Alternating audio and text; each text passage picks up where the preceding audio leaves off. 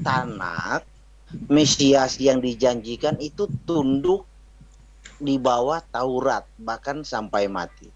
Oh, tanah itu apa? Saya nggak tahu ya, Bang. Tanah itu Bel, apa? bel, bel. Tanah itu lemah. Perjanjian Tanah lama. itu yang Bukan kita tanah pijak liat itu. ya, Hah? tanah. Apa Bukan itu, tanah Bang? liat. DL Tanah itu apa, perjanjian Bang? lama. Itu bahasa apa, Bang? Bahasa apa Perjanjian itu? lama, bro, perjanjian lama. Oh, perjanjian lama. Kenapa nggak ngomong perjanjian lama aja? Tanah aku nggak tahu ya. Oh iya iya iya, oke oke oke, Ya, sorry. kalau Anda ngomong dengan saya orang Indonesia, mesti terjemahkan kalau itu bahasa asing ya, maaf ya. Bro Edi kayak murid EHTD ini. Makanya saya kan, loh iya saya nggak ngerti. Swear saya nggak ngerti tanah itu apa. Nggak Oh ngerti. iya iya Cuma iya, bro. aku dengar Valen aja ngomong tanah Tanah liat, tanah tanah warisan lilin. atau tanah sengketa nggak ngerti aku. Maksudnya biasa aja sama saya ini kan kudu jadi bahasa Indonesia Ya nggak aja. apa-apa bro. Jadi gini bro, Mesias yang dijanjikan, Mesias yang diurapi, ya adalah Ya, Mesias yang tunduk di bawah Taurat. Jadi betul. kalau tidak ada tertulis di dalam perjanjian lama, tidak akan dilakukan. Artinya Mesias yang datang itu menggenapi apa yang tertulis di dalam Torah, di dalam Ya, kitab Mazmur dan kitab para nabi, seperti dulu saya boleh tertulis di tanya dalam. nggak? Saya boleh tanya nggak? Katanya Yesus itu malah bukan tunduk pada Taurat, malah dia yang bikin hari Sabat, yang punya hari Sabat malahan tuh. Nah, Aneh toh? Yesus kan Tuhan. Hari Sabat kan Sabat itu Nah untuk iya, manusia. Masa ya Tuhan? artinya, nek dikatakan tunduk sama Taurat itu ya sebagai manusia tunduk sama Taurat, tapi esensinya dia pencipta hukum Taurat itu. Saya cuma nggak nyangga sih menerangkan aja. Oke. Nggak apa-apa. Enak toh lah ya. Ya, Ayo ngomong apa lagi? harus tahu juga fungsi Sabat apa, Oh pengertian nggak tahu Sabat saya. secara rohani apa. Nggak tahu karena saya itu nggak suka perjanjian lama, saya perjanjian baru aja. Oh iya wes, oke. Nah, karena perjanjian yang menyelamatkan saya itu di perjanjian baru. Hari Minggu Sabat loh, tertulis di dalam Yohanes itu Sabat loh hari Minggu. Ya, nggak ada masalah dengan hari Minggu, Senin, Selasa, Rabu, Kamis, nggak ada masalah. Oh iya, iya. Ya Apa wes, ya wes. masalahnya? Ini kayaknya gak ada isinya ini diskusinya.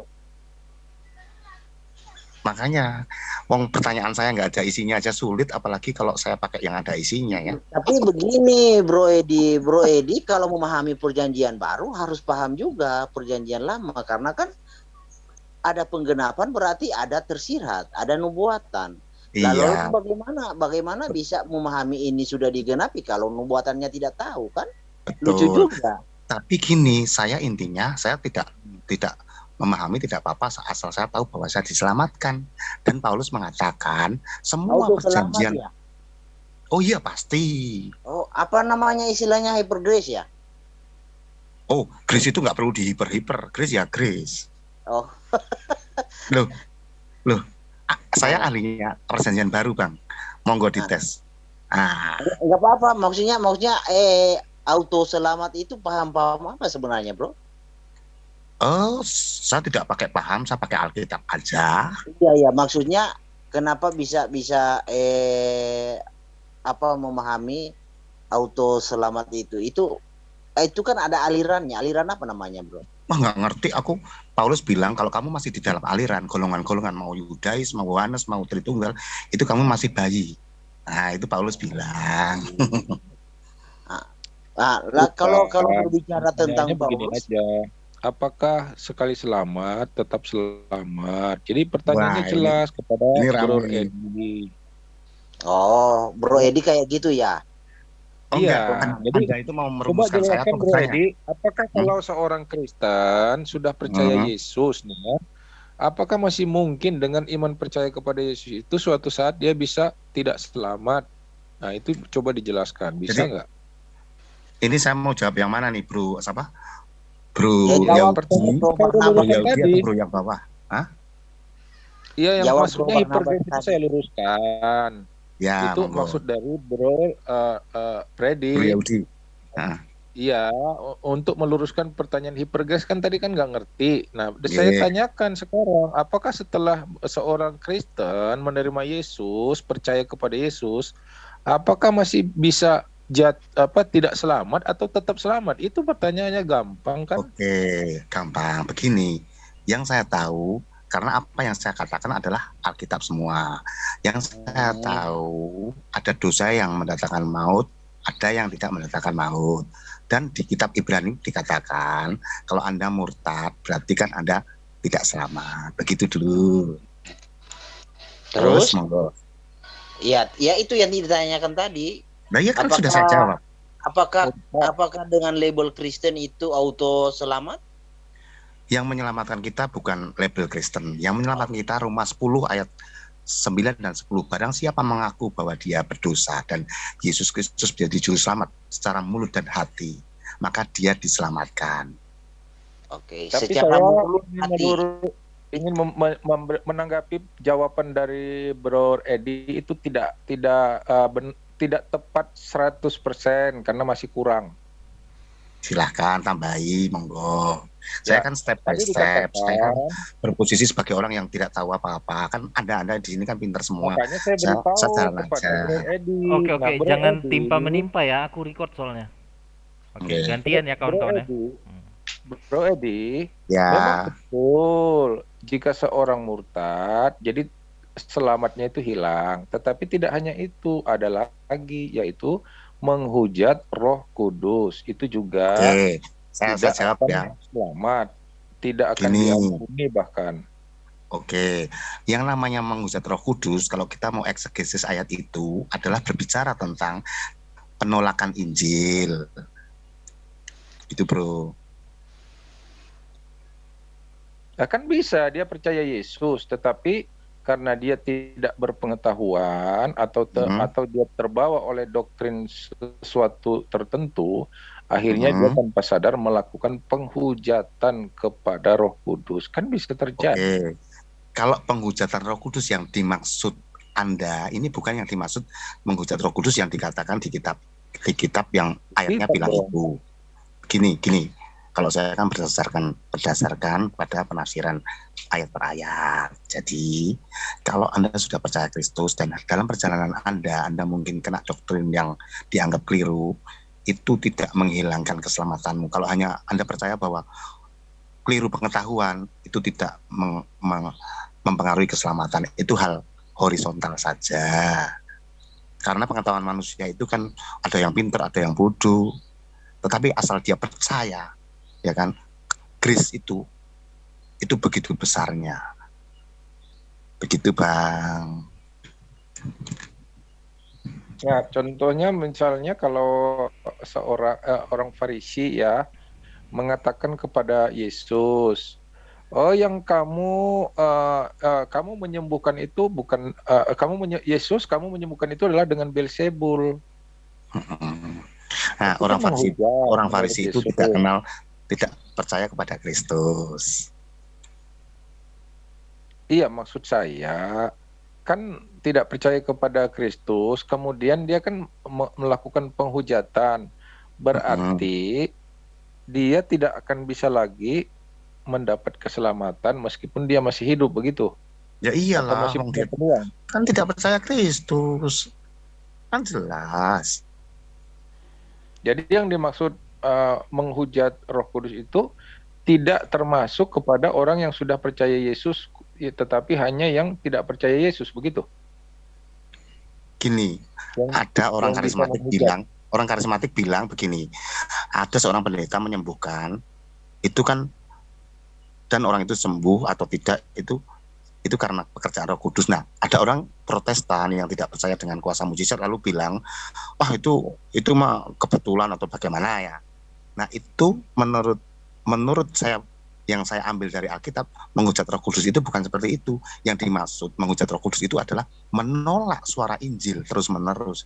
Itu menghujat Roh Kudus. Kalau sekedar, aku nggak percaya Benny Hinn, itu bukan menghujat Roh Kudus. Begitu, Bang, yang saya tahu. Oh, jadi itu kesalahpahaman berarti ya, Bro ya? Gini, itu pengetahuan yang orang kan pengetahuannya nggak sama. Loh, banyak loh pendeta yang tidak percaya Benny Hinn itu dari Roh Kudus atau tidak, itu bisa dari kuasa laten, itu bisa dari apa ya, ya kan itu juga tidak bisa Tapi dibuktikan dan itu begini, sah-sah. Bro Edi, kan untuk Nah, untuk mengatakan seseorang itu adalah sesat atau melakukan perbuatan yang tidak sejalan dengan firman Tuhan, itu kan harus bertanggung jawab, Bro Edi. ya Apalagi dia gini, sebagai orang percaya. oke, kembali kepada basic ya. Orang keliru, orang sesat, orang salah mengerti, itu tidak mempengaruhi keselamatan dia. Kembali ke basic lo ya. Jadi jangan kita bilang, oh orang itu tadinya kok Tritunggal ya, oh berarti nggak selamat. Oh tidak bisa begitu. Oh itu bonus, itu nggak selamat, tidak bisa begitu. Karena pengetahuan manusia itu tidak sama. Tetapi intinya adalah percaya Mesias adalah juru selamat. Itu Anda diselamatkan. Wah ini iya. saya jadi seperti bela semua nih. Nggak, aslinya begitu. Saya udah mendapat itu paham jawabannya. hypergrace, bro. Jadi Ya, kalau begini, hypergrace itu itu kan kan tidak ditanyakan secara istilah hypergrace kan, karena beliau kan Pak Edinya kan nggak mau menjawab iya. hypergrace Jadi begini, secara bro, sama seperti Yesus berkata, ya, hukum Taurat tergantung di dalam dua hukum, yaitu kasihilah Tuhan Allahmu dengan segenap hatimu, dengan segenap akal budimu, dan dengan segenap jiwamu, kan? Oke. Nah, di situ berbicara hati, pikiran, dan tindakan. Makanya di dalam Oke. kitab Yeremia, manusia itu diadili bukan hanya hati saja, bro. Coba buka Oke. Yeremia. Jadi bro, jangan lupakan tindakan. Tindakan itu penting juga loh. Karena iman tanpa perbuatan hakikatnya adalah mati, ya kan? Oke, saya tak Nah, ngomong sebentar ya. Saya tak ngomong sebentar. Kalau bentar. Anda bilang tentang tindakan, aku ngomong ini bukan tentang saya loh. Kalau Anda bilang tentang tindakan, saya berani tindakan saya itu lebih baik daripada Anda. Nah, ngomong tentang tindakan loh. Tapi Iya. kita kan sedang ngomong tentang keselamatan. Itu Iya, memang garis besarnya keselamatan gimana? itu, makanya dengar dulu bro. Makanya Sebentar, saya ya. tidak pernah bilang bahwa orang Kristen harus hidup sembarangan. Enggak pernah bilang gitu loh. Jangan Oh dipelintir. banyak Banyak yang bro, banyak orang Kristen yang hanya akan nama Kristen KTP banyak. loh. Gini, yang namanya Kristen KTP dengan orang yang sudah percaya Kristus dan jatuh dosa lain loh. Bedakan. Kristen KTP itu belum tentu percaya Yesus secara pribadi. Tapi yang saya katakan, kalau orang percaya Yesus secara pribadi, asal dia tidak murtad, keselamatan itu tidak hilang. Saya tidak ngomong Kristen KTP loh. Nah, Yesus nggak mungkin salah bro berbicara di Matius 7 ayat 21 sampai 23. yang Nggak Tuhan-Tuhan itu toh? mungkin. Enggak, itu Iya. tentang Tuhan-Tuhan. Nah, Iya, itu nggak mungkin salah. gini bro, Pasti gini bro. ada. Gini bro, aku tak bilang ya. Jadi supaya teman-teman semua terbuka pikirannya. Jadi kita kalau saya selalu mengedepankan bahwa menafsir itu harus secara hermeneutik dan eksegesis. Ayat itu, jadi pada waktu itu banyak murid Yesus dan murid Yohanes. Pada waktu itu karena Allah mau sedang menyatakan kuasanya pada bangsa Israel, ya kan? Maka orang itu semua orang bahkan yang tidak mengenal Kristus itu pakai nama Yesus itu bisa menyembuhkan walaupun dia tidak kenal Kristus. Nah, konteks itu bukan pada orang yang percaya, tetapi pada orang yang menyembuhkan dengan nama Yesus, tapi tidak kenal Yesus. Tuhan tapi tidak kenal Yesus. Nah, makanya kalau mengambil ayat itu harus dengan benar gitu. Itu namanya eksegesis, bukan eisegesis. Eksegesis itu mengambil makna ayat. Kalau eisegesis itu memaksakan pikiran kita terus mengambil ayat, begitu bro. Maksud saya gini bro, kita mau memberitakan Injil yang lengkap mengasih tahu supaya jangan orang salah berpikir. Oh jadi di dalam Kristen cukup percaya Yesus langsung selamat, ya kan? Gini bro, karena saya menjawab sesuai dengan pertanyaan. Kalau saya suruh khotbah atau pemuritan ya komplit.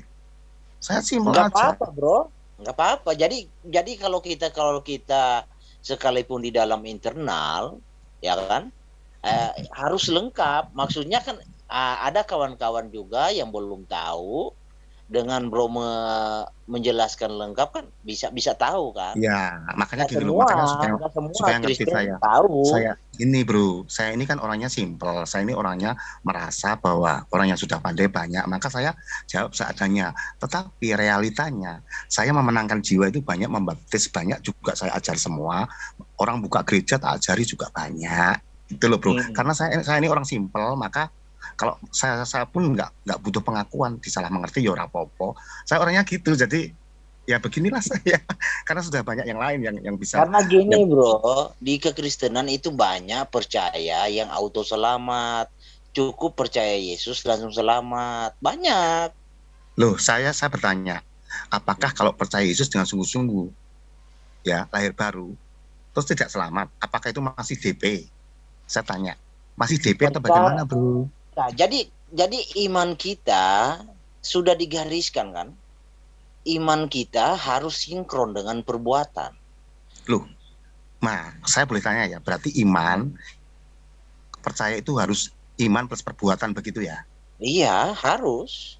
Oh, ya enggak apa-apa kalau Anda berpendapat begitu, monggo. Bukan pendapat saya, kata Alkitab, bro.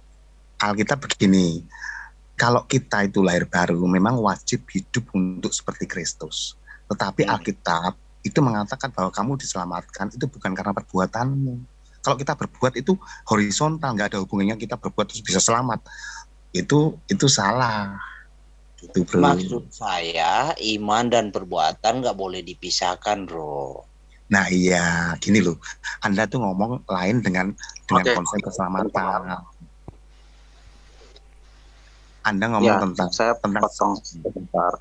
Jadi tegasnya begini aja, Bro Edi, pertanyaan dituntaskan aja secara tegas oleh saya, apakah sekali percaya Yesus, selain yang murtad tadi itu loh, murtad itu kan berarti tidak percaya lagi kan? Apakah orang yang sudah percaya Yesus di luar murtad tidak mungkin lagi tidak selamat, pasti selamat? Itu pertanyaan. Oke, saya jawab ya. Kali ini saya jawab komplit, biar orang ngertinya di otak komplit. Biasanya saya jawab selamat gitu aja, tapi ini tak jawab komplit ya, izinkan. Jadi gini, ketika Adam dan Hawa jatuh dosa, Allah itu menyelamatkan kita dari apa? Kuasa maut, ya kan? Walaupun di perjanjian lama Kristus belum hadir, tetapi ketika orang melakukan perintah seperti memberikan korban, itu di mata pengetahuan Allah, dia sudah menerima Yesus walaupun Yesus belum hadir, yaitu apa? Darahnya itu loh. Sebenarnya itu yang menyelamatkan. Nah, ketika kita manusia berdosa ini, ya kan, kita percaya Kristus, kita ini secara de jure, kita ini Paulus bilang orang kudus. Paulus bilang orang kudus, orang di Filipi, di mana itu bukan pada orang yang sudah suci loh, belum. Bahkan orang yang baru kenal Kristus masih jadi pencoleng mungkin ya, hatinya belum bertumbuh, disebut orang kudus. Bahkan disebut manusia Allah. Kenapa? Karena secara de jure di mata Allah, dosanya sudah ditutupi pelanggarannya. Walaupun secara de facto masih dibaharui hari ke hari, itu Roma 12 ayat 2 namanya metanoia. Nah, di dalam perjalanan orang itu bisa, orang Kristen sungguh-sungguh sampai tua itu masih punya sifat kedagingan yang lama, bisa. Ada yang orang masih remaja sudah hidupnya soleh, ada. Tetapi itu tidak mempengaruhi keselamatannya. Itu pertumbuhan namanya. Ada yang bayi, ada yang dewasa.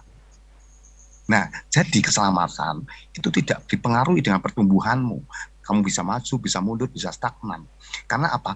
Perbuatan baik itu hanyalah untuk horizontal, supaya engkau itu menjadi terang. Tetapi perbuatan untuk ke surga sudah diselesaikan Yesus. Kalau manusia bilang dengan perbuatannya bisa ke surga, itu berarti menghina pengorbanan Kristus. Nah, ini keterangan saya. Monggo silahkan. Oke, jadi intinya tadi saya mau dikatakan tambahkan. selamat ya. Ya, saya mau tambahkan dulu ya, Bang ya. Boleh. Ya. Jadi memang bahwa keselamatan itu adalah dari Tuhan sendiri dan barang siapa yang percaya kepadanya. Nah, selama kita masih diberi kesempatan untuk hidup, ya, hiduplah bagi Kristus. Itulah yang berkenan. Tetapi kalau orang memang tidak ada kesempatan untuk hidup, berarti otomatis dia tidak punya kesempatan untuk berbuat baik. Sama seperti orang yang disalib di sebelah Yesus. Nah, itu dia tidak punya kesempatan untuk berbuat baik, tetapi dia selamat kan. Nah, artinya menekankan bahwa keselamatan itu dari Tuhan, bukan dari perbuatan baik. tetapi sebagai ucapan syukur terima kasih kita kepada Tuhan, ya kita melakukan perbuatan baik itu atas dasar rasa syukur saja, bukan untuk keselamatan. Setuju. Tapi Itu dia. jangan juga, Itu dia. ya, Itu tetapi dia. jangan juga kita mengabaikan. Kita bilang, Nah itu dia, itu yang saya kita maksud. udah selamat, jadi nggak perlu buat baik. Nggak juga, karena Ya. Tuhan memperhitungkan segala sesuatu. Saya kasih ayatnya di Wahyu 17 ayat tunggu ya. Wahyu 17 ayat 14. Mereka akan berperang melawan anak domba, tetapi anak domba akan mengalahkan mereka, karena ia adalah Tuhan di atas segala Tuhan dan Raja di atas segala Raja. Mereka bersama-sama dengan dia juga akan menang, yaitu mereka yang terpanggil, yang telah dipilih, dan yang setia. Nah, ini bukan cuma terpanggil, bukan cuma dipilih, tetapi juga setia. Jadi bagi setiap orang Kristen yang telah terpanggil, yang telah dipilih sebagai umat kepunyaannya, kalau diberikan kesempatan untuk hidup ya harus setia. Itu maksud dari ayat. Ini kitab Wahyu, ini kitab penutup. Jadi ya harus sinkron semua ayat demi ayat. Jadi terpanggil dan dipilih dan yang setia. Jadi jangan sampai cuma dipanggil tetapi sedikit yang dipilih, kan biasanya ayatnya bunyi begitu. Nah, harus sampai setia. Itu aja Bang tambahan saya. Iya, no problem sih. Ya, Saya juga nggak pernah ngajar kamu sudah kenal Kristus, kamu silakan maling, silakan di penjara, nggak ada kayaknya yang begitu loh. kalau saya Ya, beda lagi artinya Bro Edi. jangan mengabaikanlah perbuatan itu, karena Ya. orang kalau milik Kristus dia tetap harus menunjukkan karakter Kristus kan. Jadi memang Iya.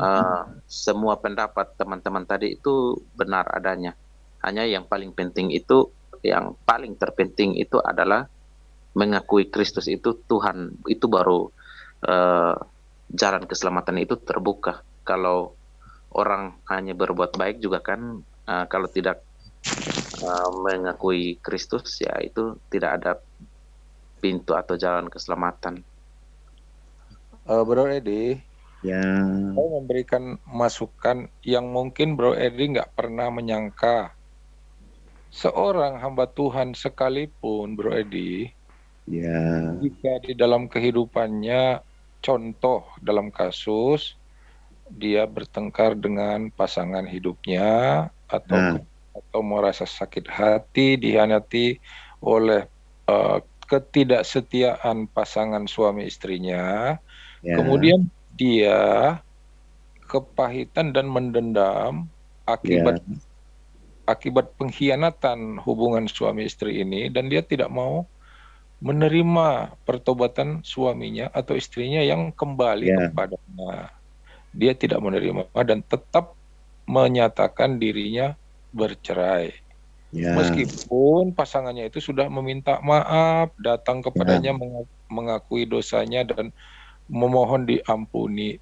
Itu si pasangan sudah merasa tidak layak engkau datang kembali kepadaku, hai pasanganku, karena engkau sudah berzina atau mengkhianati perkawinan, sehingga sampai mati orang ini tidak mengampuni pasangannya itu, dan dia mati di dalam ketidakmaafan.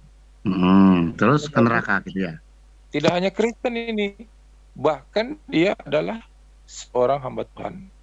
Iya, terus ke neraka. Bagi saya, apabila engkau tidak mengampuni dosa orang lain, apalagi dosa suamimu, maka walaupun suamimu yang duluan salah, berzina atau menyeleweng, tetapi kalau dia minta pengampunan kepadamu, sebab ada perceraian di dalam kekristenan, maka dia mati dalam dosa dan itu tidak murtad. Tidak murtad. Dia percaya Yesus, tapi dia tidak mengampuni. Iya, terus? Nah, orang yang tidak mengampuni, maka dosanya itu tidak diampuni. Dan itu pasti neraka. Oke, silakan jadi saya terima, jadi saya terima premis Abang, kalau orang itu berdosa, tidak diampuni, pasti neraka, gitu ya? Gitu kan, Bang?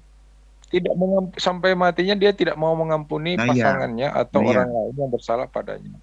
misalnya gini nih, abang lagi cekcok sama istri, abang nyetir terus ketabrak mobil terus mati, berarti abang langsung ke neraka gitu ya, kan begitu. Ya udah, nggak apa-apa aku bisa. Bukan. Contohnya beda. Jadi misalnya begini, saya suami misalnya punya istri, kemudian saya menyeleweng dengan, anggaplah saya yang jeleknya ya, menyeleweng dengan perempuan lain, mengkhianati perkawinan, di mana perkawinan Kristen itu tidak ada perceraian, sehingga yang dianggap salah oleh istri saya adalah istri saya seorang pelayan yang kudus, tidak pernah berbuat salah, melayani suami dengan baik, tetapi dikhianati oleh suaminya yang seorang Kristen tapi jatuh ke dalam penyelewengan. Tetapi akhirnya oleh karena kuasa Roh Kudus, si suami ini datang kembali menyesali dosa-dosanya kepada Tuhan dan kembali kepada istrinya. Istrinya tidak mau menerima dan tidak mau mengampuni. Kamu sudah terlalu kotor, kamu tidak saya ampuni. Lalu istrinya mati. Di dalam ketidakmaafan itu dia mati. Istri yang seperti ini, meskipun dia sendiri tidak berbuat perselingkuhan, tetapi suaminya yang berselingkuh, oleh karena dia tidak mau menerima kembali lagi suaminya setelah suaminya mengakui dosanya, menyesali perbuatannya, tidak mau menerima, bahkan tidak memaafkannya, matilah sang istri ini. Nah, bagi saya, istri yang tidak mau mengampuni dosa sesamanya, terlebih suaminya, maka dosanya tidak diampuni. Nah, sebagai orang yang tidak diampuni dosanya, maka dia mati di dalam dosa tanpa ada pengampunan ketika dia mati. Jadi, wah menarik ini Bang, saya baru tahu kalau tidak mengampuni masuk neraka. Terus kira-kira dosa apa lagi ya Bang yang bisa membuat masuk neraka Bang? Tidak mengampuni, terus apa lagi? Kira-kira loh, biar kita... Halo bro. Yang satu lagi, ya gimana? Silakan. Saya kasih juga, ini kita diskusi aja ya, nggak apa-apa kan? Oke. Ini Matius 7 ayat 23. Ya, suaranya kurang keras. Matius 7 ayat 23. Udah bisa dengar bro? Dideketin sedikit mulutnya ke mic-nya. Oh, masih nggak dengar? Matius 7. Ya, udah. Ya. Putus. Masih bisa? Bisa dengar? Bro? Ya, sudah. Aku dengar. Oke. Matius 7 ayat 23. Pada waktu itulah aku akan berterus terang kepada mereka dan berkata, aku tidak pernah mengenal kamu. Enyahlah daripadaku, kamu sekalian pembuat kejahatan. Nah, itu Matius 7 ayat 23. Kalau kita baca, ya, kita baca sebelumnya, bentar ya.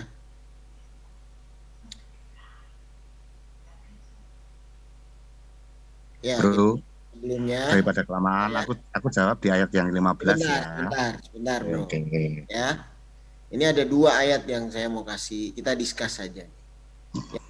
Pada hari terakhir banyak orang akan berseru kepadaku, Tuhan, bukan kami berbuat demi namamu dan mengusir setan demi namamu dan mengadakan banyak mujizat demi namamu juga. Pada waktu aku akan berterus terang kepada mereka dan berkata, aku tidak pernah mengenal kamu, enyahlah daripadaku, kamu sekalian pembuat kejahatan. Itu satu. Terus, yang kedua, ya kita discuss aja ini ya. Nggak apa-apa. Saya setia menjawab kok. Nah, nggak apa-apa. Matius 25 ayat 12. Tapi yang menjawab, aku berkata kepadamu sesungguhnya aku tidak mengenal kamu. Ya, nah kita baca sebelumnya, ya, mengenai gadis-gadis yang pintar dan bodoh ya, perumpamaan. Kemudian datang juga gadis yang lain, itu berkata, Tuhan, bukalah kami pintu. Tapi Tuhan bilang, aku tidak pernah, aku berkata kepadamu sesungguhnya aku tidak mengenal kamu. Ya. Jadi ada 2 case di sini yang Tuhan Yesus ajarkan kepada kita, dan Tuhan Yesus sendiri yang berkata bahwa yang pertama tadi, orang itu kalau kita bisa simpulkan secara, kalau kita baca langsung ya, kesimpulan sederhana dari pemahaman kita yang sederhana, bahwa orang yang membuat tanda-tanda mujizat sekalipun itu dalam tanda kutip di endingnya dia bisa tidak selamat. Kedua, begitu juga dengan garis-garis yang pintar dan yang bodoh. Ya, itu menunjukkan bahwa mereka percaya. Tapi di endingnya mereka juga tidak selamat. Ya. Jadi ini tolong kita bahas. Ya, Oke, saya jawab ya bro. Ini Tuhan Yesus yang Matius, ngomong, oke. ya. Ada satu lagi tapi saya nanti aja itu. Ini aja dulu. Semua juga boleh. Saya sih sudah tahu jawabannya Satu semua. aja dulu, Oke. satu biar Nah, selesai. Saya ya. jawab ya. Saya jawab. Ya. Matius 7 ayat 15 coba baca bro. Ayat 15-nya dibaca. Coba. Ya, ya yang Coba. tadi dulu bro, yang tadi dulu bro. Iya makanya yang ayat ke-15 Matius 7 ayat 15-nya di atasnya baca Ya, bro. Coba waspadalah. Waspadalah. mana yang pertama itu? Matius 7 ayat 15 baca. Kan itu nomor 1 itu. Iya, iya, iya, iya. Baca Pak. Dibaca Bang. Baca Bang. Waspadalah. Waspadalah terhadap nabi palsu yang datang kepadamu dengan menyamar seperti domba, tapi sesungguhnya mereka adalah serigala yang buas. Nah, ayat itu kalau saya selalu belajar gini, kalau kita mengambil ayat itu harus eksegesis, itu ditujukan kepada nabi palsu, Bang. Ya, gini, Gitu. bukan pemahaman saya dengan teman-teman itu sejalan. Oh, nggak apa-apa. Saya satu Ya, di kita ingin lawan bahas itu nggak aja apa-apa. dulu permasalahan ini. Loh, kalau saya itu sekolah, Bang, jadi setiap Kita ayat bahas itu kenapa ada ada- ayat Heeh. apa Betul, itu. maksudnya. Maksudnya itu buat nabi palsu, bukan orang Kristen. Itu Nah, jawaban saya. Saya mau tanya, nabi Boleh, palsu boleh. percaya Tuhan Yesus apa tidak? Tidak. Apa bedanya? Tapi saya kan sudah bilang tadi, mungkin apa belum masuk ya. Jadi di zaman itu ada murid Yohanes, ada murid Yesus. Karena Allah pada zaman itu mau menyatakan kuasanya. Orang itu menyembuhkan dalam nama Yesus. Itu tenar sekali kalau abang belajar Alkitab. Tenar sekali di mana dalam nama Yesus bisa sembuh, bisa. Tetapi belum tentu dia kenal Kristus. Gitu loh. Jadi kita harus ngerti latar belakangnya. Bukan berarti saya ngeles bukan loh. itu. Oke, saya ada ayat juga bro lupa mungkin. Enggak, boleh. Ada ayat yang Tuhan Yesus sendiri yang Iya. Apakah Yang mana, palsu itu Monggo? ada orang yang sebentar, ada orang yang menggunakan nama Tuhan Yesus, ya kan? Tapi dia tidak mengenal Tuhan Yesus. Nah iya itu aku Oh maksud. enggak, justru itu tidak bisa. Itu tidak ada dampaknya, malahan setan mencabik-cabik mereka. Oh bisa jadi. Paulus aku Tapi tahu, pada, tapi siapa pada tahu? kenyataannya bro, saya itu Jadi, punya teman. Saya punya teman. Gini bro, kalau itu kan persepsi kita bro. Nah makanya Ya, ini monggo lah, monggo. di Kalau dalam Anda cuma pengen Alkitab mohon dibenarkan, kiranya monggo. dijelaskan Ya. dari dalam Alkitab. Ya, Gitu bro, kan enak. Ini contohnya kan enak itu. Nah, contohnya, saya mau ngasih itu, contoh, Anda itu nggak baru mau. nabi palsu Contohnya bro. gini. Contohnya Nabi gini. palsu, Saya itu belum yang saya- guru saya palsu. sering. Nah iya. Ya iya. Makanya saya gini loh Gimana? bro. Itu bukan untuk orang Kristen. Aku bilang kok Anda lebih. Ya, Anda ya, kalau ya, Anda kamu pengen- jelaskan yang disebut orang Ya Kristen jelaskan apa? dong. Jelaskan. Iya, Yang orang Kristen apa? Begini, kita lihat latar belakang dulu lalu dikonekkan dengan sekarang ya. Latar belakangnya itu banyak orang-orang Yahudi itu menyembuhkan dalam nama Yesus. Dia tidak percaya Kristus, sembuh. Wah, itu saya tidak percaya, bro. Enggak. Enggak apa-apa. Enggak apa-apa. Enggak, itu di mana, Pak? Di mana? Di Alkitab ada enggak? Yesus Anda kalau pelajari Alkitab ya, itu ada di zaman Paulus, ada orang menyembuhkan juga dalam nama Yesus. Mana, bro? Coba ditarik. Saya nggak pernah baca itu, bro. Yang saya baca, orang menggunakan nama Yesus yang nggak percaya itu nggak bisa. Itu Ya gini aja. Saya bisa tunjukkan. Anggap saya tuh orangnya malas kalau menerangkan orang yang sudah tahu. Makanya saya anggap aja saya salah. Berarti kamu membodohi atau gimana? Aduh, parah Enggak. ini, Bro Edi ini gimana sih? Wong kita Berarti kamu mau membodohi itu. Saya ini sekolah Alkitab, bro. Saya tuh nggak bohong. Saya Begini, tidak bro. bohong. Ayat itu untuk nabi palsu. Dulu untuk dijelaskan oleh Bro Edi supaya nanti dikomentari lagi. Silakan Bro Edi jelasin Makanya dulu. aku tuh bingung. Gini, bro. Bukan Gini, bro. Silakan aja, Bro Edi. Ini bro, saya ini orangnya dengar dulu siapa saya biar Anda itu santai. Saya tidak butuh pengakuan, saya juga tidak butuh saya ini benar. Saya cuma nerangkan sebagai seorang yang pernah belajar, saya terangkan ayat itu bukan untuk orang Kristen. Kalau Anda nggak percaya nggak apa-apa gitu loh. Itu intinya bukan untuk orang Kristen. Yang disebut orang Kalau Kristen Anda apa, Bro? bilang saya salah, monggo. Iya. Kan selesai. Saya Berarti itu kan pertanyaannya, nggak maksa. Bentar, sebentar. Jadi Bro Edi di situ jelas nggak mungkin kan Tuhan bersaksi dusta kan. Yesus Ya. berkata bukan orang yang berseru-seru kepadaku Tuhan. Kan jelas yang memanggil Nah, iya. Tuhan hanya orang Kristen. Nggak mungkin Yesus Bro, bersaksi dusta di itu situ, Bro. itu di atasnya di ayat 15 kan jelas nabi Iya, palsu. tahu Bro.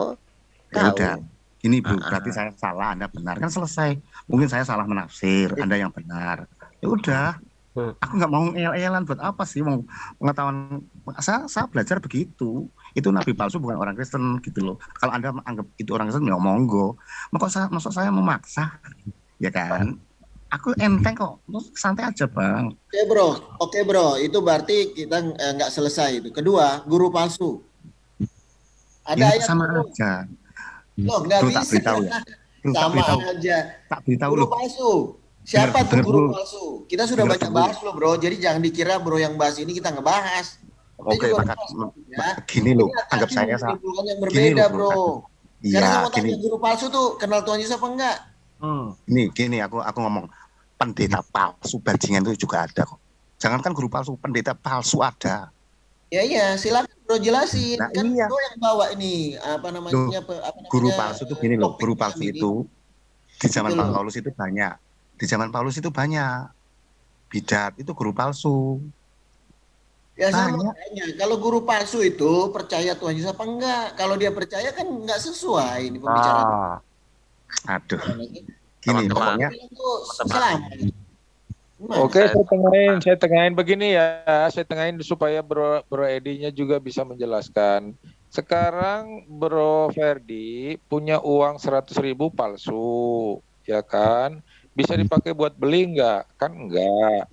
Berarti duit 100 palsu ya bukan duit. Demikian iya, juga aku pendeta bilang, palsu, guru palsu. Tunggu Bang Nyoman, saya mau tambahkan supaya ada gambarannya ya. Saya bantu nih. Ini apa ayat yang mungkin dimaksudkan Bang Edi ya. Tunggu ya, saya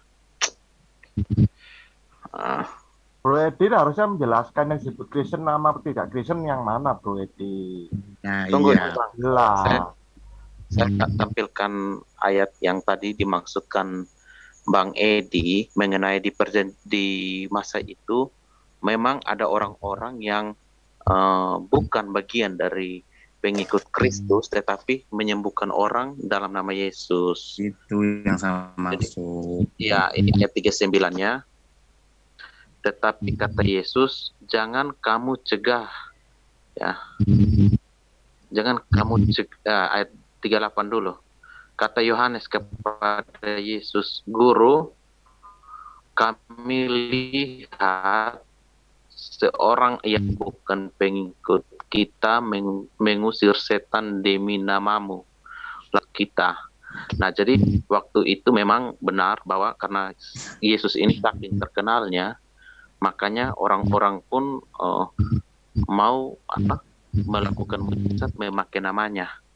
Bahkan sampai ada kan perempuan yang menjamah jubahnya dan sembuh. Makanya mereka tahu Yesus ini berkuasa sehingga mereka memakai namanya untuk melakukan mujizat. Nah, ketika orang tahu dia itu punya kuasa, orang-orang yang tidak percaya kepada dia pun memakai namanya untuk melakukan mujizat. Nah, situlah yang saya tangkap juga mengenai latar belakang ini. Makanya nanti Bang Edi bisa lanjutkan mengenai orang-orang yang berseru Tuhan, Tuhan. Itu maksudnya apa yang inline dengan ayat ini? Silakan.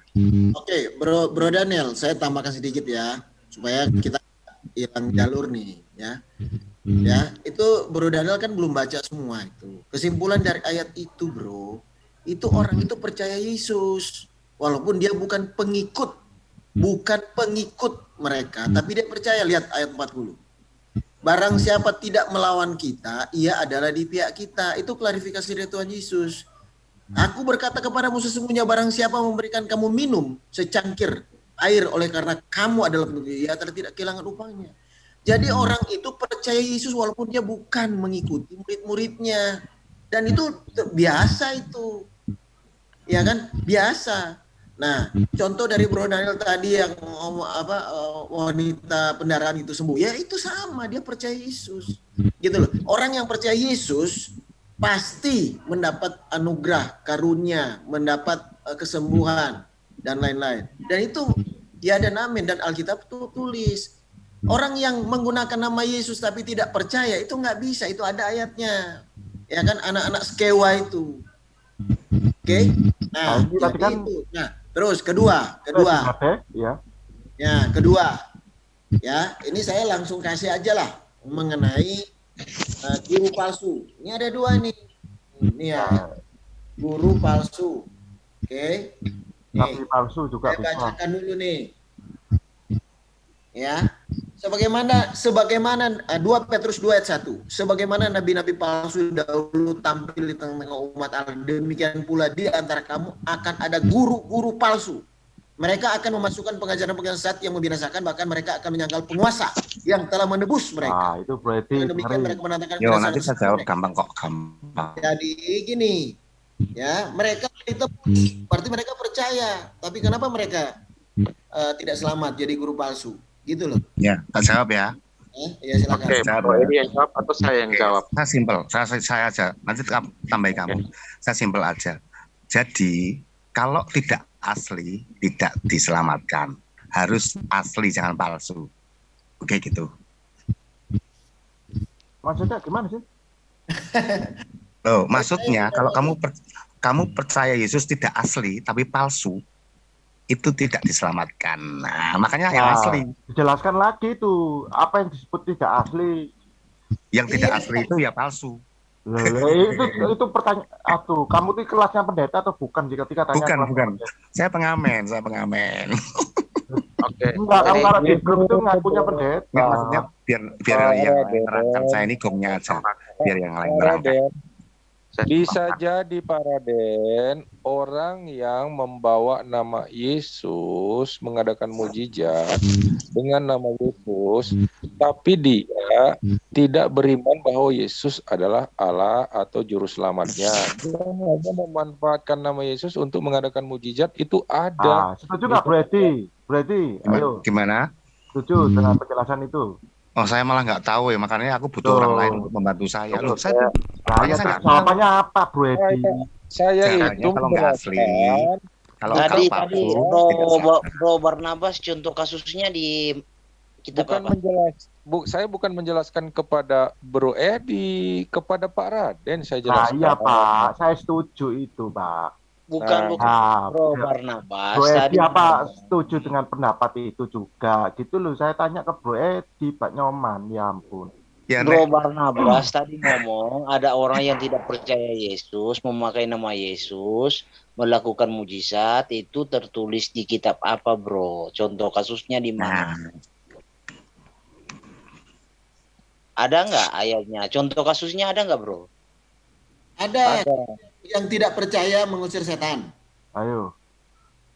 Orang yang tidak percaya Yesus tetapi memakai nama Yesus untuk melakukan mujizat. Ada nggak contoh kasusnya?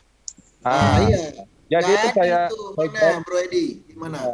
Gimana? Saya jawab. Kan saya mau jawab terus dipotong. Iya.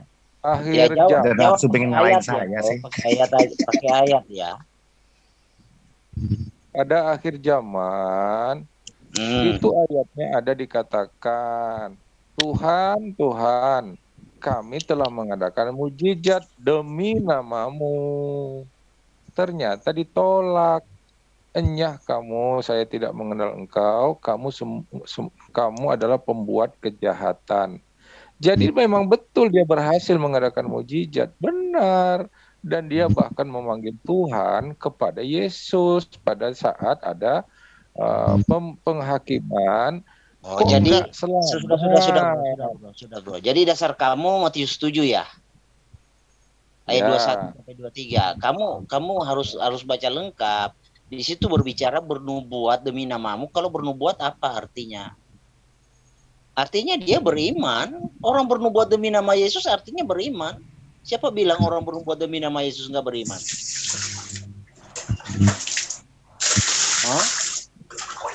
Suara saya putus.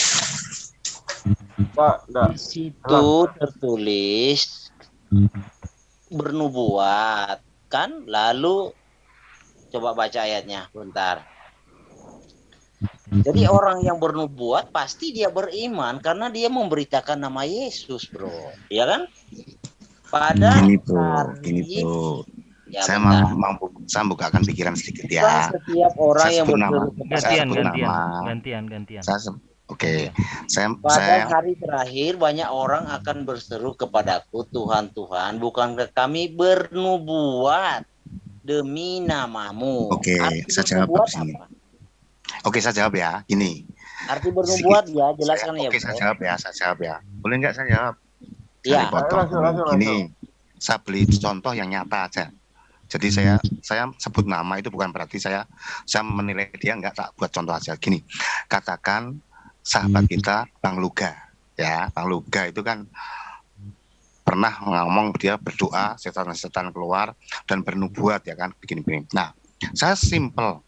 Kalau dia memang betul-betul asli percaya Yesus, dia kapanpun dia diselamatkan. Tetapi kalau dia tidak percaya Yesus sungguh-sungguh dalam hatinya, dia bisa bernubuat, bisa menyembuhkan orang, itu ya tidak diselamatkan. Simple, contoh aja biar gitu. Silakan yang lain. Oke, jadi begini, bro, agak keliru karena pemahaman bernubuat artinya dia memberitakan tentang nama Yesus. Jadi sangat keliru pemahaman menilai orang yang bernubuat itu tidak beriman. Keliru itu, bro. Orang yang bernubuat artinya dia beriman karena dia bernubuat, memberitakan nama Yesus, ya kan? Silahkan, monggo. Ya, bukan soal silakan, bro. Kita memahami kata nubuatan, bernubuat.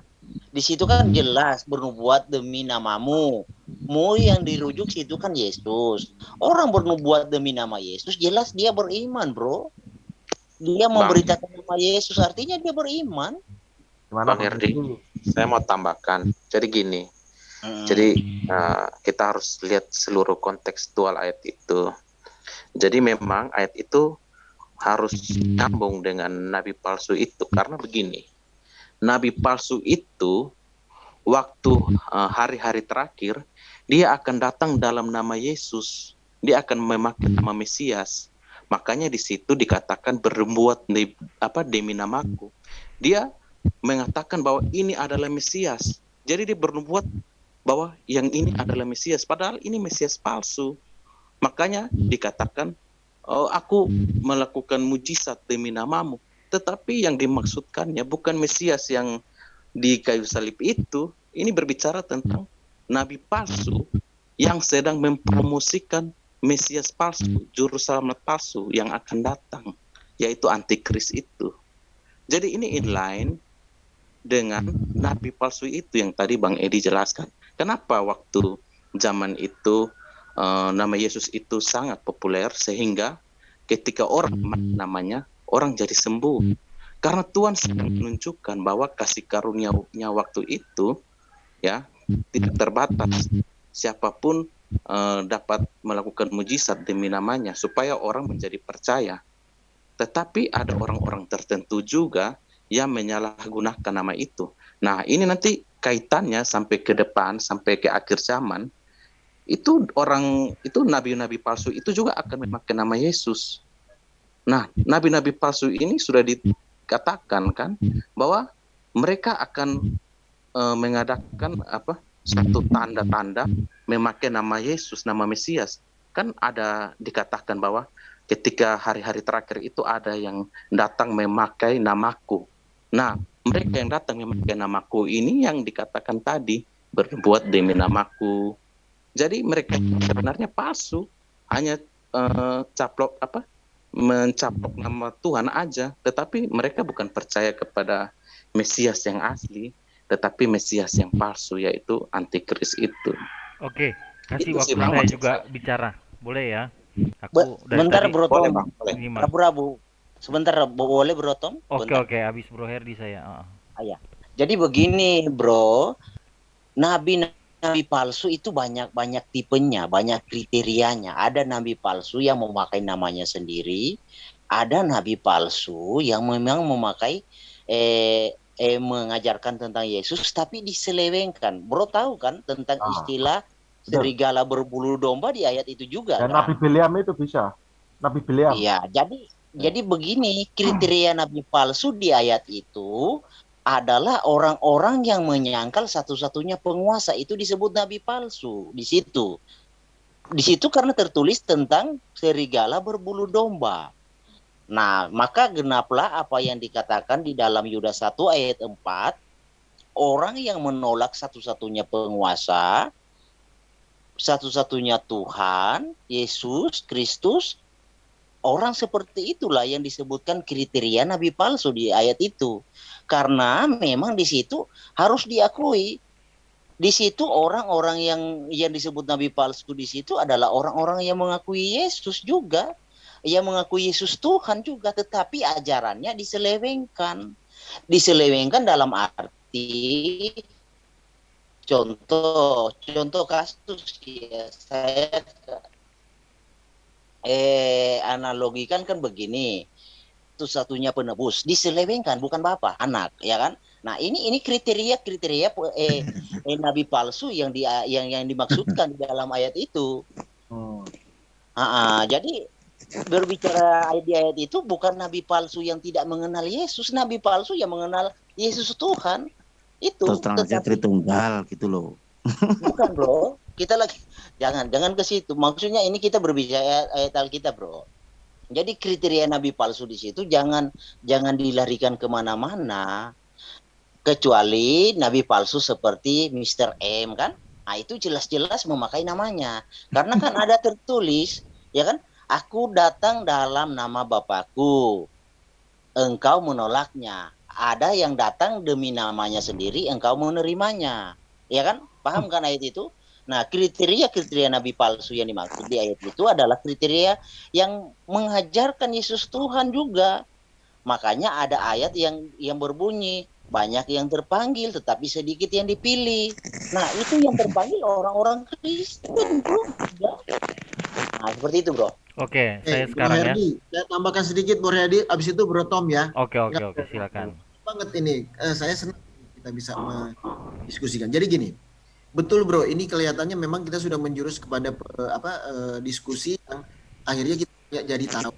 Nah, pertama tadi Bro Herdi dan Bro Daniel sudah bisa membahas mengenai nabi palsu. Saya ingin sekali kalau kita bisa membedakan, Bro, antara nabi palsu, guru palsu, ya, penyesat dan yang tersesat. Ya, kalau di Alkitab tersesat itu Tuhan ini loh, tinggalin yang 99, yang satu dicari. Tapi ada istilah penyesat. Penyesat itu nggak pernah ada Tuhan datang terus nyari yang penyesat itu, enggak. Penyesat itu sama dengan Bro Hedi cerita tadi. Dia memahami, mengerti tentang kebenaran, tapi disesatkan. Dia menyesatkan. Dia berusaha menyesatkan. Nah, itu perlu kita bahas di sini. Beda. Kelompok ini itu berbeda sebenarnya. Kalau kita mengajarin gitu, kalau saya baca, itu berbeda-beda. Nah, kalau nabi palsu memang banyak. Nah, di Wahyu jelas kan yang berperang dengan Tuhan Yesus itu head to head itu memang ada 3. Satu, Satan atau ular tua itu di Wahyu. Kedua, nabi palsu. Kedua antikris. Ketiga nabi palsu. Itu jelas itu di Wahyu. Mereka akan dilempar, ya kan? Dilempar ke lautan api yang menyala-nyala itu. Jadi 3 itu pasti dilempar itu. Ya, pertama setan, ya, Lucifer dan pengikut-pengikutnya. Kedua, antikristus. Ketiga, nabi palsu. Nah, kalau itu kita mengerti. Nah, tapi yang abu-abu ini hati-hati kita bahas. Harus dari Alkitab. Yaitu nabi palsu yang versi-versi yang lain itu yang kata Pak Herdi, Bro Herdi. Kedua adalah guru palsu. Ini guru palsu nih, hati-hati loh. Guru palsu jelas dibilang bahwa dia memberikan pengajaran yang sesat. Itu ada itu. Saya baca tadi itu. Itu sedikit berbeda dengan nabi palsu. Nah, guru palsu. Terus ketiga, penyesat. Yang tahu kebenaran tapi menyesatkan orang, itu juga ada di Alkitab. Itu. Nah, itu aja coba kita bahas, terus kaitkan dengan topik yang dibawa oleh Bung Edi ini. Gitu loh, Bro. Tenang aja, enak kan kita bisa baca Oke. dari firman Tuhan. Jadi, Silakan Bro Tom, terima Ah. kasih. jadi saya membagi begini untuk menganalisis ini dengan tepat seperti ini. Pertama, iman itu kita harus lihat ada iman yang palsu dan ada iman yang sejati. Itu tadi yang diungkapkan Bro Edi. Jadi kalau seseorang yang memiliki iman yang sejati, ya, di dalam perjalanan kehidupannya dia itu memang tidak akan rata itu jalan hidupnya. Ya, ada pergumulan-pergumulan dan ada kemungkinan dia jatuh, jatuh bangun, tetapi itu kurvanya itu naik ke atas. Ya, kurvanya itu naik ke atas dan ini orang yang memiliki iman yang sejati ini dia pasti diselamatkan karena imannya sejati, iman yang sungguh-sungguh. Nah, ada iman yang palsu. Iman yang palsu ini artinya dia percaya, orang Kristen, KTP-nya Kristen, tapi tidak ada kurva yang naik ke atas. Ya, dia jatuh ya jatuh-jatuh aja. Bahkan lama-lama nanti tinggalin Tuhan dengan mudah. Atau bisa dia sampai mati tetap di Kristen. Tapi sebenarnya hatinya itu tidak ada iman yang sejati di dalam dirinya, tidak ada. Itu iman yang palsu. Ya, dan ini biasanya juga kehidupannya biasa-biasa aja kekristenannya. Tidak ada kurva, perbuatannya pun nggak ada kurva yang menunjukkan naik ke atas, ke arah lebih baik. Ya, ini harus diperhatikan. Kedua, perbuatan palsu.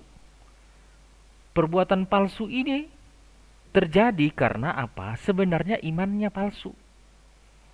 Ya, perbuatan palsu ini dia akan pilih perbuatan-perbuatan yang gampang dilihat oleh mata manusia lain. Jadi dia akan menyajikan perbuatan-perbuatan yang lebih mudah dinilai secara lahiriah oleh orang lain. Tetapi sebenarnya ya, dia sebenarnya orang brengsek. Ketika begitu kenal dalam jadi bersahabat dengan dia, banyak orang kecewa dan kepahitan sama dia. Ketahuan lah aslinya. Nah, ini perbuatan palsu, tapi sebenarnya juga imannya palsu. Nanti kalau kita dekat, udah berteman dekat atau bersahabat dengan dia baru kita tahu. Tapi waktu kita jauh kita kagum. Ya, itu contohnya misalnya seperti itu. Ya, ini hanya gambarannya, tetapi bisa diteliti lebih dalam. Ini ada imannya palsu, perbuatannya palsu. Tetapi kelihatannya dia bagus, baik. Nah, ini tidak selamat. Ya, ini tidak selamat. Nah, ada yang perbuatan sejati. Imannya sejati, perbuatannya sejati. Memang di awal waktu dia melakukan satu perubahan di dalam hidupnya belum sempurna. 1 tahun kita lihat dia, wah masih begitu. Tapi tahun kedua, wah ini tahun lalu saya lihat ini orang masih begini, tapi sekarang ya beda lagi. Ketemu tahun ketiga dia lebih hebat lagi, lebih setia lagi, makin kita kenal makin, wah kita bilang, dulu saya pikir kamu itu orangnya jahat loh. Tapi ketika saya makin dalam kenal kamu, saya makin lama berteman dengan kamu ternyata orang yang setia. Ini memiliki iman yang sejati dan perbuatannya sejati. Ini orang selamat. Ini orang selamat. Nah, baru kita bahas tentang nabi palsu, guru palsu, siapapun itu yang namanya palsu, tidak akan bisa berbuat satu mujizat pun. Ini menurut saya bisa dibantai.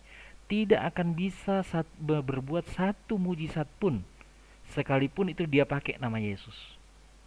Itu ya. Kalau seseorang itu nabi palsu, artinya dia nggak punya iman, ya. Dia hanya memang dia mengabarkan Injil, tetapi sebenarnya dia palsu.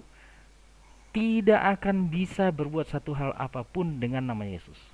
Tapi kenapa kita bisa lihat orang-orang mengabarkan nama Yesus, bilang nama Yesus, ngusir setan demi nama Yesus di ayat yang tadi disebut, tapi tidak masuk dalam kerajaan Allah?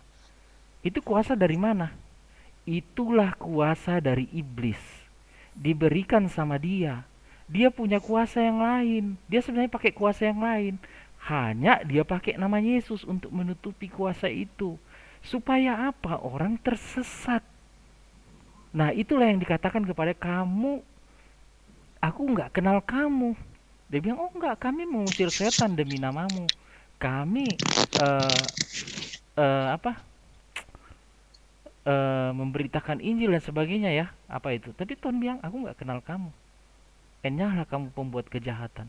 Ini sebenarnya orang yang punya kuasa, dia bisa menyembuhkan, dia bisa lakukan mujizat, tapi sebenarnya bukan kuasa Tuhan dalam hidupnya. Sekalipun dia mengabarkan Injil, sekalipun dia bilang namanya Yesus loh. Inilah namanya nabi palsu, guru palsu. Gitu. Guru palsu itu dia mengajar bagus. Wah, hebat dia ngajar, orang terpesona dengan pengajarannya, Alkitab yang diajarkan. Tapi sebenarnya palsu, pengajaran lain, ada bumbu-bumbunya di dalam. Bumbu-bumbu filsafat manusia, bumbu-bumbu kuasa kegelapan, bumbu-bumbu ya pemikiran-pemikiran manusia atau pemikiran iblis. Orang terpesona, bisa terpesona dengan uangnya, bisa terpesona dengan kemampuan berkomunikasinya, bisa terpesona dengan penampilannya dalam membawakan pengajaran. Ini guru palsu. Tetapi isinya itu kalau diteliti, diuji secara Alkitab, itu sebenarnya pengajaran yang kacau. Jadi gitu menurut saya kawan-kawan. Silakan kalau ini dilanjutkan. Gantian ya, gantian karena ini di-record jadi orang bisa mendapat pelajaran dari apa yang kita bicarakan pagi ini. Thank you. Menarik. Oke, saya mau ngomong ya.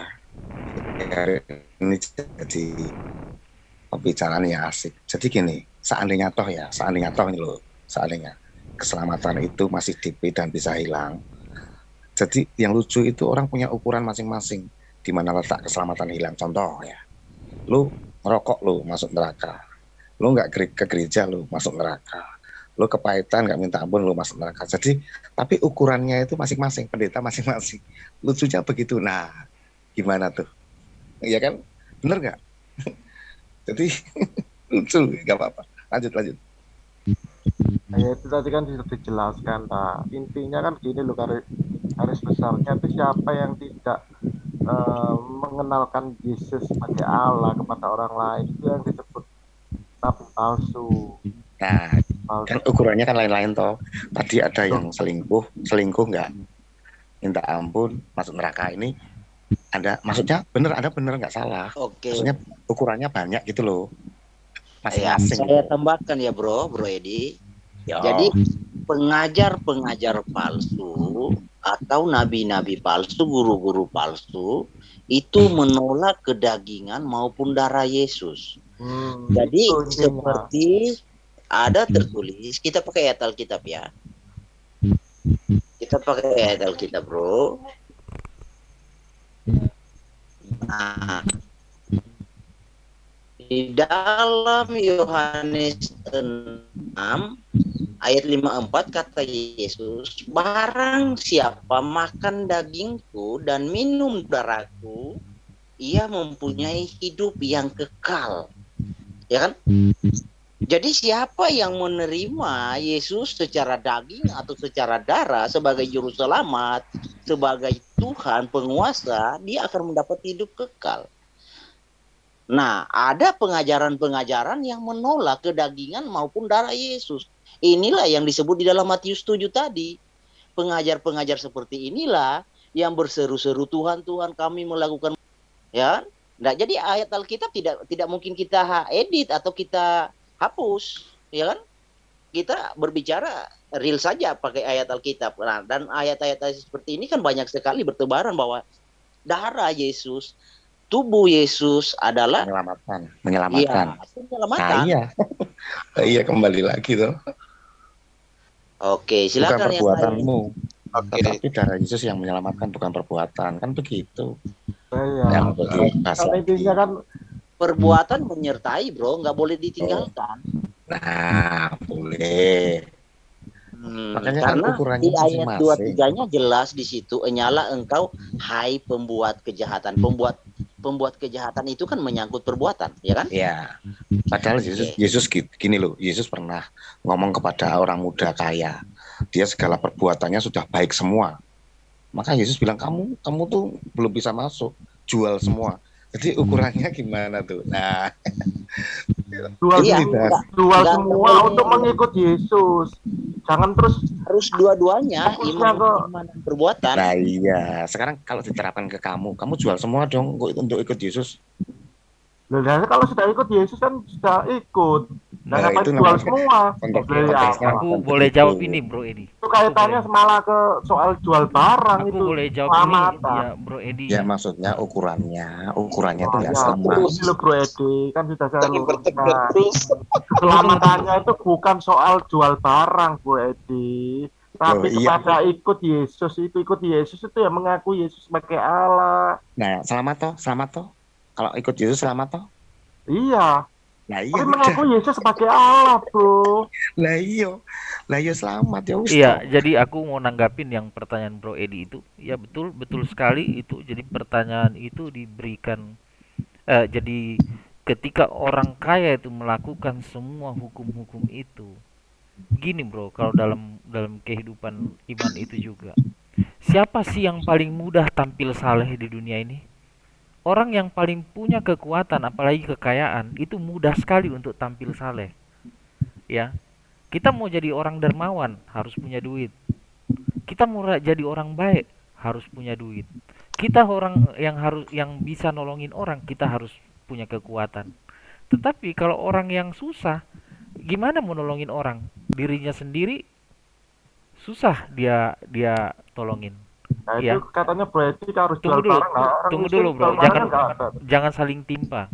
Jadi begini, ketika orang muda yang kaya ini datang kepada Yesus, dia bisa melakukan semua itu menurut ukuran dia. Dia sudah melakukan. Karena apa? Dia punya modal. Padahal modal itu pun datangnya dari Tuhan kalau mau sadar ya. Akhirnya Tuhan bilang begini sama dia, kamu jual itu semua, kamu ikut aku. Artinya, kamu mampu nggak tanpa modal itu yang kamu andalkan, kamu mampu nggak hidup saleh? Kan gitu. Nah, tapi ternyata kan dia langsung diam. Nah, disitulah dia berarti ikut Tuhan itu memang benar-benar beriman pada Tuhan. Itu yang penting, kesejatian iman itu. Baru orang bisa melakukan. Sekalipun kamu miskin, kamu bisa memberi karena kamu punya iman. Ya, orang kaya punya banyak uang, dia bisa memberi. Ya, dia punya 100 miliar, dia kasih 1 juta, orang yang terima udah bilang hebat sekali ini orang, baik sekali kasih saya 1 juta. Padahal itu buat seperti kasih ongkos apa kali gitu ya, buat buat orang kaya ini kalau perbandingannya. Nah, inilah ukuran Tuhan ya. Jadi orang Tuhan itu melihat kesejatian iman itu di dalam diri orang. Kemudian iman yang sejati itu akan menghasilkan satu perbuatan. Jadi iman tanpa perbuatan itu tetap nol, kosong. Dan itu akan diuji ketika seperti orang muda ini diperhadapkan pada ujian yang sangguplah enggak lu kan gitu. Jadi tiap orang itu punya ujian dalam kehidupannya, beda-beda. Beda-beda itu. Disitulah kita akan melihat ini orang sejati apa enggak.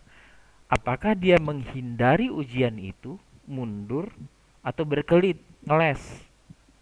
Nah, di situ. Nah, Tuhan paling tahu itu. Ya. Jadi kita juga jangan saling menghakimi. Oke, thank you. Begitu kalau dari saya. Oke, saya tambahkan Bang. Benar sekali yang tadi disampaikan bahwa iman itu yang dilihat, karena orang bisa saja dia katakan dia beriman kepada Yesus karena dia kaya.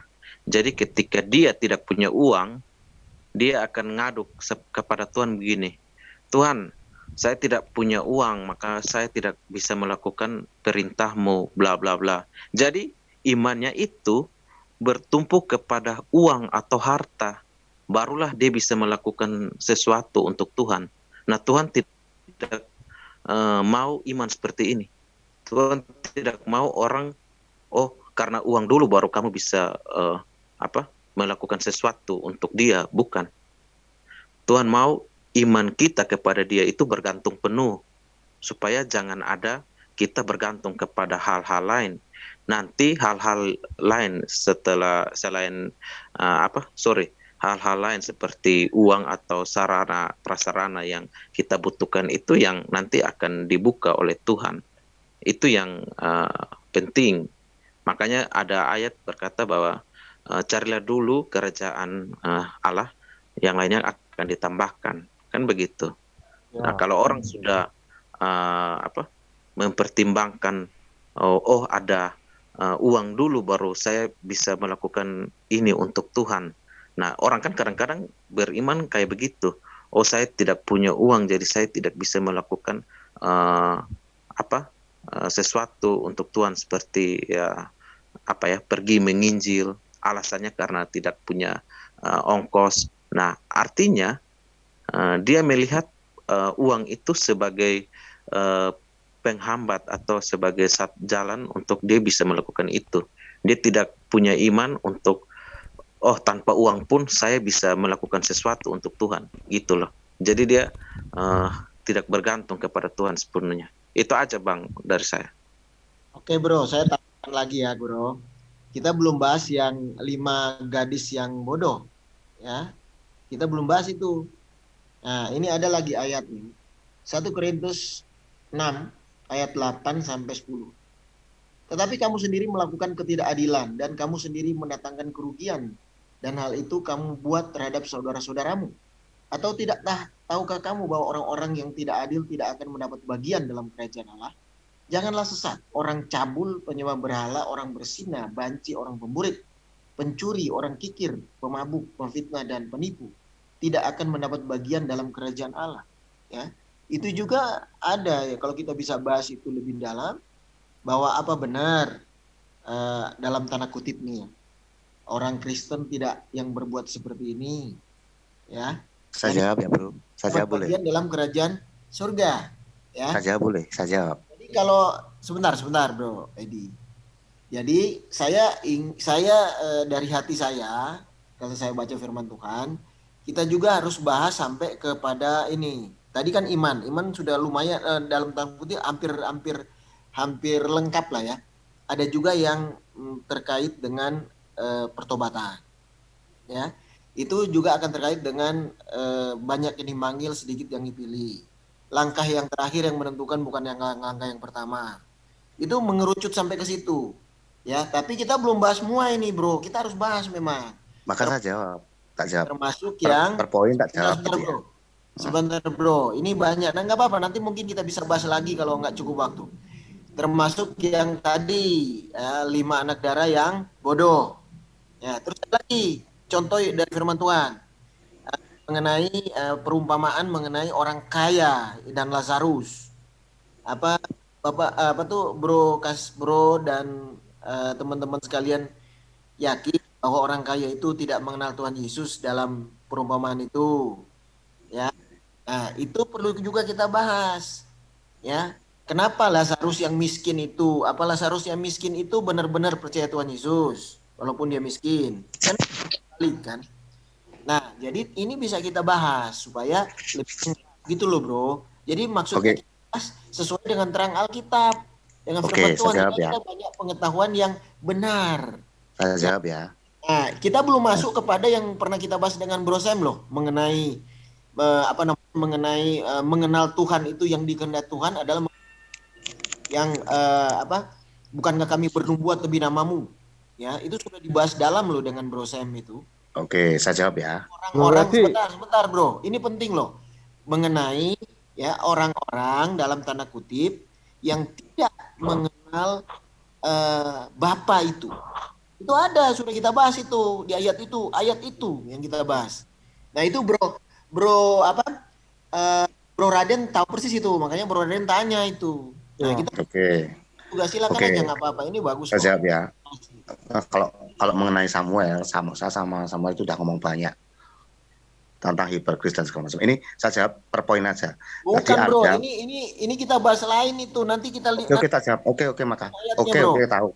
Tak jawab ya. Pertanyaannya apa? Bro nggak tahu itu, belum tahu itu, ya. Iya, kamu tahu semua. Oke, aku nggak tahu. Berarti ini pertanyaannya apa berarti? 1 Korintus 6 ayat yang ke-1 bacaan itu.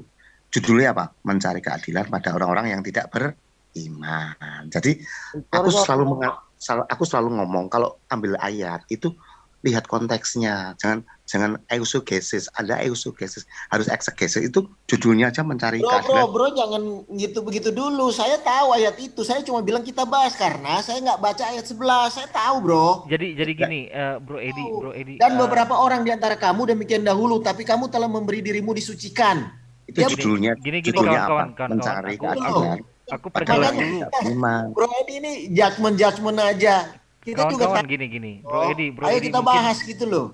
Bro Edi mungkin baru awal join ke kita, mungkin dia Bro Edi kurang paham. Jadi begini Bro, kalau di sini kita diskusi itu, kalau diskusi begini ya, berarti kita gantian memberikan penjelasan saja. Tujuannya untuk saling melengkapi. Jadi tidak ada tanya jawab sih sebenarnya di sini. Tidak ada Oke, makanya jawab. saya akan jawab. Saling Jadi sharing. ayat-ayat itu Kita kasih waktu Bro judulnya Edi apa, juga Bro? agak Oke, luas oke. kok, tenang aja. Ya. Nah, Oke, itu ganti-gantian Saling judulnya aja. apa? melengkapi, bro. Oke. Ini Itu Eh, judulnya Bro, di atas apa? Bro Raden Coba dibaca jangan judulnya. dipotong ketika Bro Edi juga Oke. menjelaskan. Jadi Jadi kita gini, di sini nggak ada saya- tanya jawab ya, hanya saling Saya itu enak bro, kalau Anda mau menang tak kasih. Aku cuma menerangkan. Lanjut. Ini bukan soal menang ini, bro. Oke. Kalau bukan soal menang bagus. Judulnya di atas apa? Yang ayat ke-1 coba baca atasnya. Mencari keadilan pada orang-orang yang tidak beriman. Jadi itu untuk orang yang tidak beriman. Makanya kalau ambil ayat itu, aku selalu ngomong harus eksegesis. Kalau hanya comot itu semua orang bisa. Ya, Cuma langsung, kita harus bijaksana. langsung dijelasin, bro. Nah, tadi kan dikatakan yang dia kan ambil ayat yang terakhir, ya tahu, yang apa? Segala macam kamu akan masuk neraka lah itu tuh pada orang yang tidak beriman judulnya. Nggak usah dijelasin. Jadi perikop itu ditujukan kepada orang yang tidak beriman, baca toh, mencari keadilan pada orang yang tidak beriman. Nah, ya, kaitannya dengan judulnya itu apa gitu loh.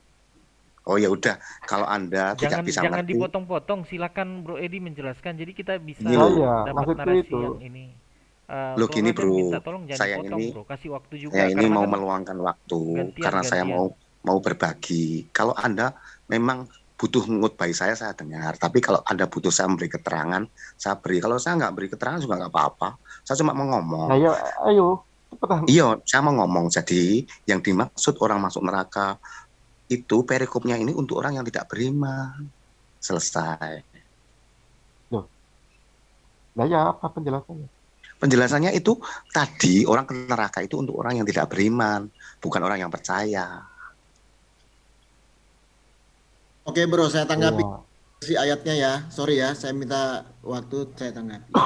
Jadi kita kan bahas nih, saya ingin sekali supaya kita banyak pengetahuan. Bro ini jangan judgement gitu bahwa saya tidak tahu perikopnya tahu. Ayat 11-nya udah jelas kan. Kalau kita baca 11, kalau kita bertobat itu nggak masalah. Ini Zon. Dan beberapa orang di antara kamu demikianlah dahulu. Tetapi kamu telah memberi dirimu disucikan. Kamu telah dikuduskan, kamu telah dibenarkan dalam nama Tuhan Yesus Kristus dan dalam roh Allah kita.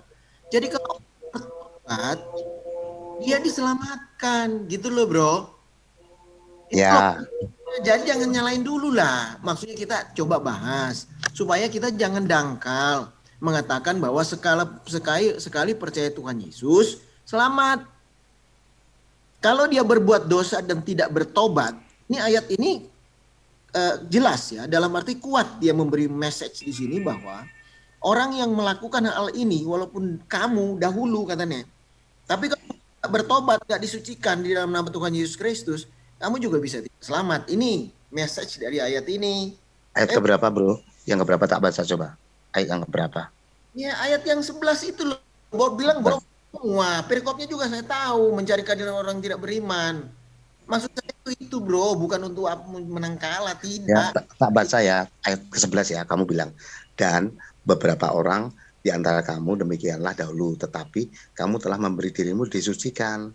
Kamu telah dikuduskan. Kamu telah dibenarkan dalam nama Tuhan Yesus Kristus dan dalam roh Allah kita. Jadi orang yang percaya Yesus itu disucikan. Loh bener.